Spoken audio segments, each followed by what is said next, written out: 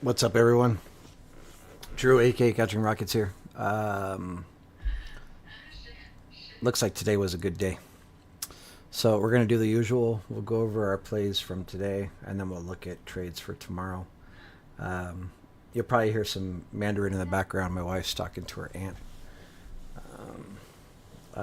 For anybody that's wondering, baby's doing good. Everything's great. Zero complaints over here. So let's start with trades from today. We had cat, which did not trigger. Let me switch time frames here. Never hit our trigger today. Our second one was CRM. Thank you, Ken. Yeah, we hit the 4K subs. So thank you, everybody. I appreciate that. CRM was really easy. Quick in and out. Calls over 248 and 26 cents, and it hit our close call level at 251. Obviously went pretty significantly higher. Yeah, this was a quick trade. Worked out well. And then our last one is IWM, which was a swing trade.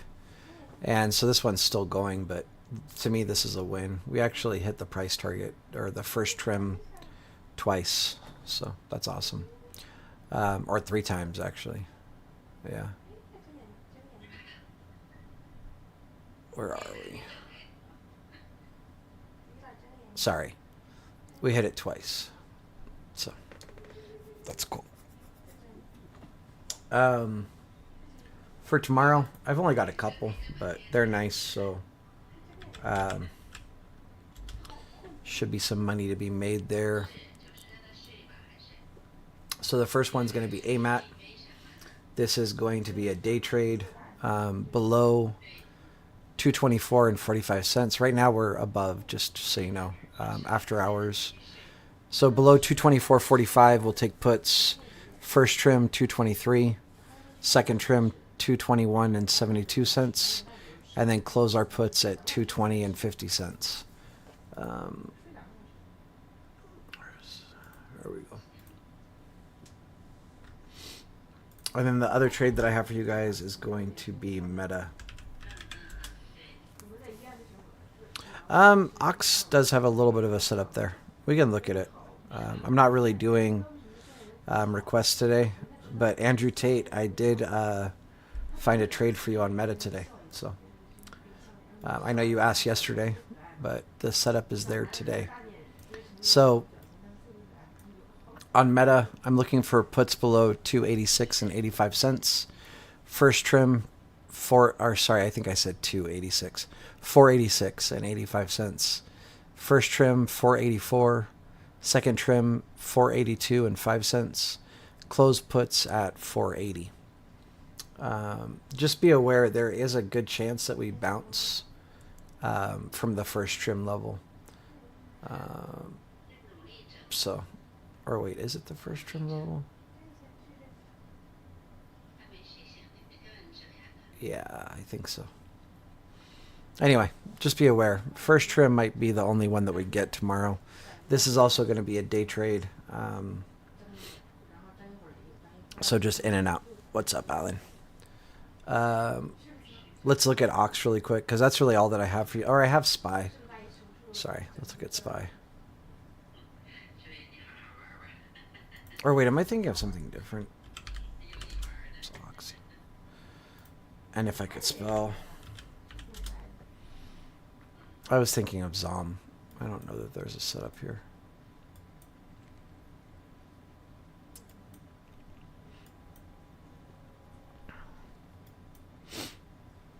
Yeah, right now it's going to chop sideways a bit.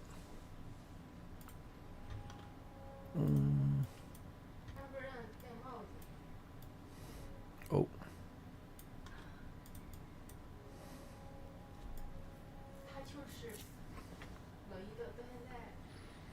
Oxy I'd be interested in around $60.40, give or take. We'll probably see a bounce there.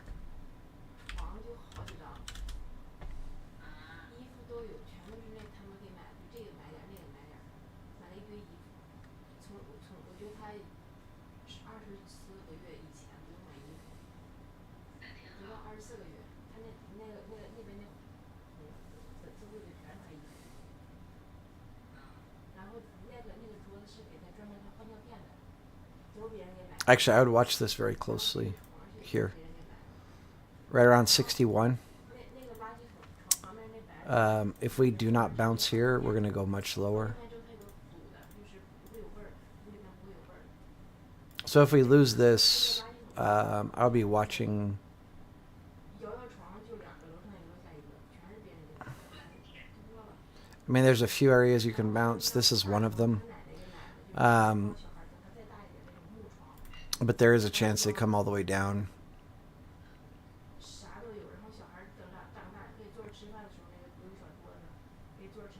To about here. I mean, it's not a huge difference. It's like 20 cents, but I'll be watching. If we don't get a bounce here, which is what you would want,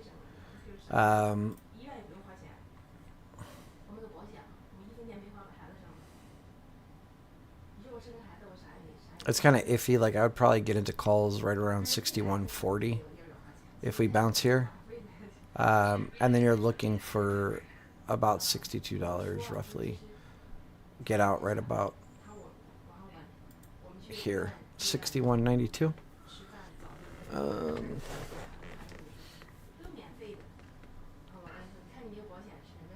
Yeah, there's not a lot here. I don't really love it. You're in a spot where it needs to go lower for puts. We need to break 61.02. And you'll catch like 50 points, give or take 60 points. Or, I mean, sorry, cents. 50 to 60 cents. Break above 61.24 and you'll get like another, whatever, 60 cents. They might bring it to here.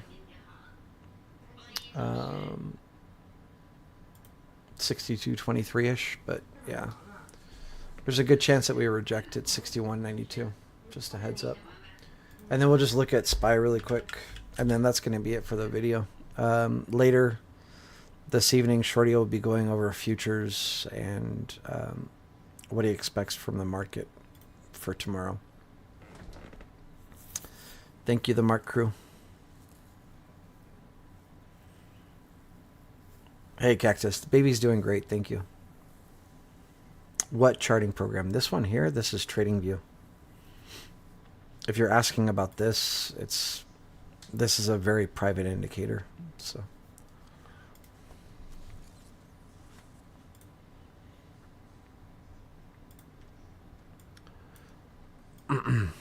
tomorrow, SPY. There's a few things I would like to see happen. Actually, let me turn on session volume profile really quick.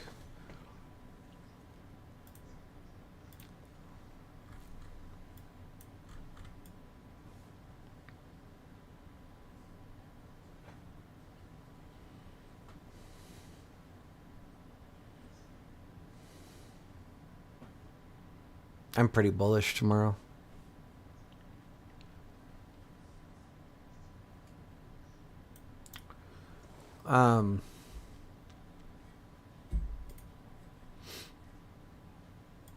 If this happens to happen, great. This is your entry for calls, right? If we bounce, I mean, it's kind of hard to call like when the market's not live, but if we happen to bounce here, this could happen. But really, the bigger thing is this is a poor high right here. I don't know, it's kind of congested, so it's probably hard to see. But if we break this poor high, 555.27, we're coming up here. When we get to here, I would be closing 558. I'd probably close 558 80-ish on calls.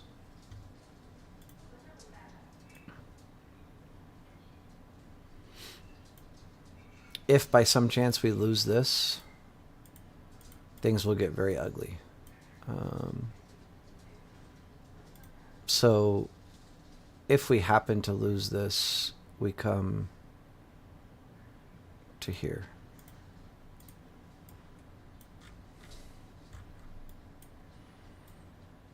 Okay.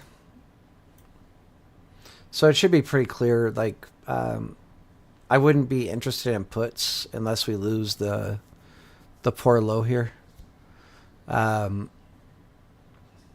I wouldn't try to play puts down to here, the single prints, but once we get here, I would be in calls, no questions. If we bounce previous day value area low, calls, no questions. Once we break this poor high, we should make it up to the single prints here. Volume on the right side. Here, I'll show you. This is called visible range volume profile. So VRVP. On this, you use row size 200, value area, volume 68. Okay.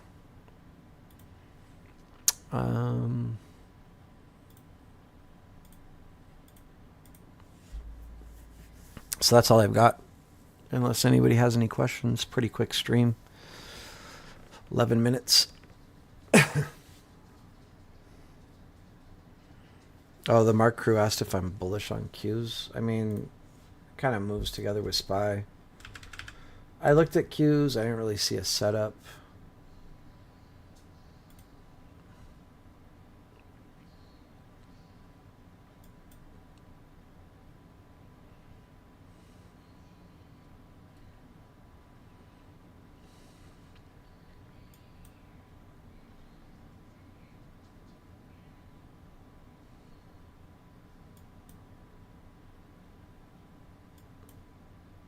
Definitely bullish long term.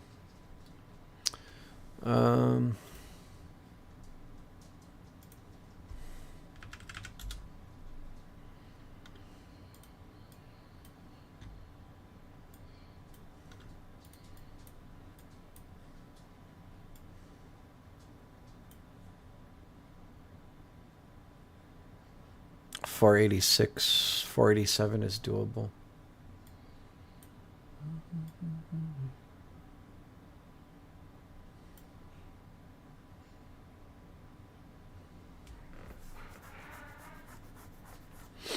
Yeah, I would kind of expect us to go to this June value area high, 487, 17-ish, give or take.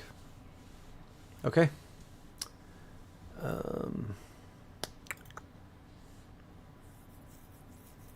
Today's open. I mean, I didn't watch it live, so. Are you talking about the fact that it kind of triggered and sold off and then went?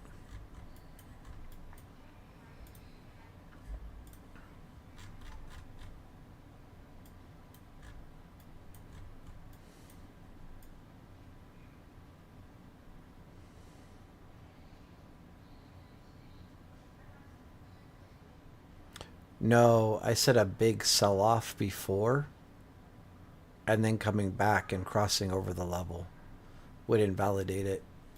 Let me just make sure that I wouldn't have got stopped out on this, because I just kind of glanced at it and I'm like, I think I still would have been in the trade, but let's make sure. Would I have been stopped out? I would, yeah. So I guess this was a miss. That's a bummer. Big bummer.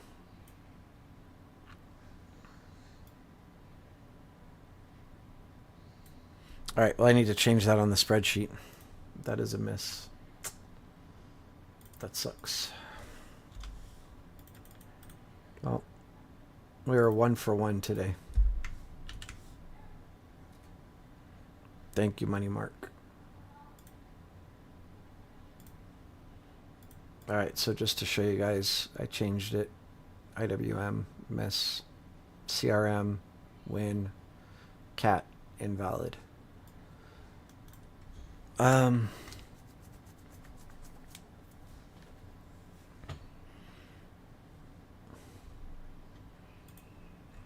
I don't know. This is like... Oh, wait, no, this is not a miss. Yeah, see, whatever. It doesn't really matter, right? Depending on how you traded it, like you should have made profit if you took this trade. So we've talked about this before. We'll talk about it again. Let me get rid of session volume profile.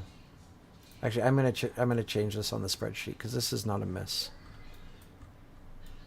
Right, this is 2 minutes after the open, or even right at the open. Right, we triggered, had a little sell off, came up, and hit the first trim level.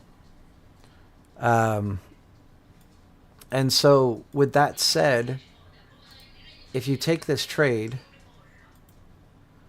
the way that we do this is, the levels aren't really important, but you move your stop loss up. So like, let's just say this is your original trade, right? And we come up, we hit our first trim level. At that point, you move your stop loss to break even here. Your first trim, you sell one contract, and you move your stop loss to break even on your remaining contracts. So when this happened, like, you should have made money on at least the one contract, and then on the rest you should have stopped out for break even. But that's what I would do.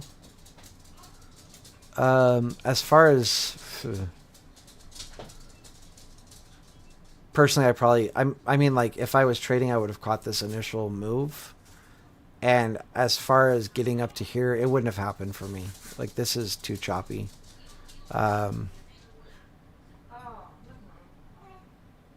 Yeah. If I took this re-entry here, like after it moved up a little bit, pulled back, moved back up, and we're making like, we're making lower highs and lower lows, like on 5 minute time, or 1 minute at least. I probably would have just ended up cutting it and trying to just cut it break even, based on how choppy this is. I did see somebody said they made 81% or something like that. Like, that's amazing. You are a very, very patient person. I wouldn't have. I would have made money on this first move, and then the rest I would have ended up missing. As far as like taking it on a retest, yes, but like, see, after this happened and we have like a major sell-off, right, I'd be kind of hesitant here, unless we break through this level with like oomph, have 3 5-minute candles close above retest, then I would be on this retest here. I'd be looking for calls. But as you can see, here we broke through, closed above, came back down, closed below, came back above, closed back above. This right here tells me that, like, price action is pretty weak at this level, right? Because the fact that we're able to break back through this level just tells me, like, value or price is not being accepted above this level. So as soon as I see that choppiness happening on my trigger, it just makes me not interested. So I'm looking for something more like this. This is the best way I can explain it to you guys, is to just draw it like where we break through it, we never cross back below it. We have at least 3 5-minute candles closing above, and we have a nice clean retest, and boom, you go long, you take your calls. But so this is what I'm looking for, and not this sloppy, like, crossing above, coming back below, back above. Like, you're not looking for that. You're looking for something like this. Okay? That's the best way I can really explain it, you know. On your initial entry, you don't have to wait for the retest, because the levels generally work, but we're looking for something really clean. I didn't do Apple. I looked at Apple. I didn't see a good setup there, so I didn't do anything. Anyway, just for the record, I just changed IWM back to a win, because the initial move hit our price target. And then if you took more than one contract, you should have got out break even on the rest. Okay.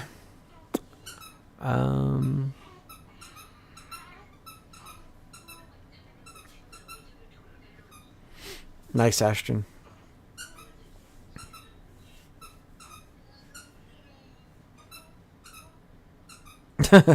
You hear the dog's toy, but you could probably hear the baby crying in the background as well. We got a party going on in my house right now. Baby crying, dog squeaking the toy.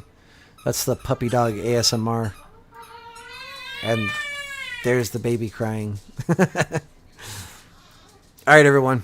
That's going to do it for me. I was kind of just like chilling for a second there, waiting for questions or whatever. But hopefully you guys are killing it, you know. I will say, read the 3 books that I suggest. Hit me up for a one-on-one. I want to see you guys succeed. Thank you all once again for helping hit the 4K subs. And nice. Well done, Ashton. Yeah, that's it. Like I said, my mentor Shorty will be doing a video later on futures for probably ES and NQ. But I'm never sure exactly what he's going to do, but he always covers ES as a minimum. And sometimes he looks at NQ as well. I'm going to dip right now because I can barely even hear myself with the baby crying. Much love, everybody. Peace out. You guys have a good rest of your night. I hope you crush it tomorrow.